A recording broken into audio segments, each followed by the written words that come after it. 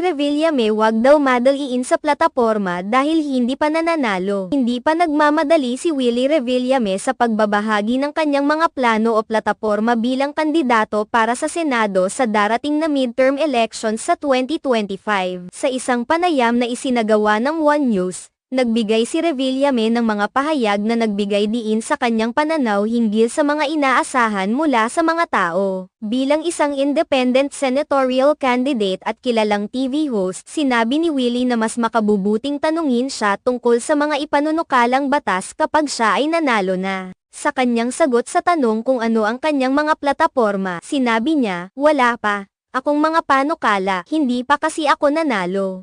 Ipinahayag niya ang kanyang pananaw na sa oras na siya ay manalo, doon pa lamang niya iisipin ang mga plano at proyekto na nais niyang ipatupad.